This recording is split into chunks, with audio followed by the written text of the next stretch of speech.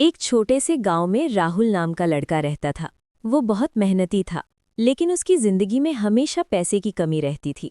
एक दिन वो शहर गया और वहां उसे एक पुरानी घड़ी की दुकान दिखी। दुकान बहुत अजीब थी। अंदर सैकड़ों पुरानी घड़ियां टंगी थी और हर घड़ी अलग अलग समय दिखा रही थी।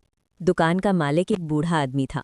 राहुल ने पूछा, ये घड़ियां अलग अलग समय क्यों दिखा रही हैं? बूढ़ा मुस्कराया और बोला, हर घड़ी किसी इंसान की किस्मत का समय दिखाती है। राहुल को ये मजाक लगा, लेकिन तभी उसकी नज़र एक छोटी सी टूटी हुई घड़ी पर पड़ी। उस घड़ी की सुइयां धीरे धीरे चल रही थी। राहुल ने पूछा, ये कितने की है? बूढ़ा बोला, ये तुम्हारे लिए मुफ्त है, लेकिन एक शर्त है। राहुल ने पूछा, क्या शर्त? बूढ़ा बोला, जब ये घड़ी रुके तब तुम्हें सच का सामना करना पड़ेगा। राहुल हंस पड़ा और घड़ी लेकर घर आ गया। अजीब घटनाएं शुरू। अगले दिन से उसकी जिंदगी बदलने लगी। उसे अचानक नौकरी मिल गई, घर में पैसे आने लगे, सब कुछ सही होने लगा। राहुल बहुत खुश था, लेकिन एक दिन उसने देखा कि उस घड़ी की सुइयां धीरे धीरे रुक रही हैं। उसका दिल घबराने लगा। डरावना मोड़। उसी रात उसे सपना आया। उसने देखा कि वही बूढ़ा आदमी उसके सामने खड़ा है और कह रहा है, समय खत्म हो रहा है। राहुल अचानक उठ गया, पसीने में भीगा हुआ। उसने घड़ी देखी, सुइयां लगभग रुक चुकी थी।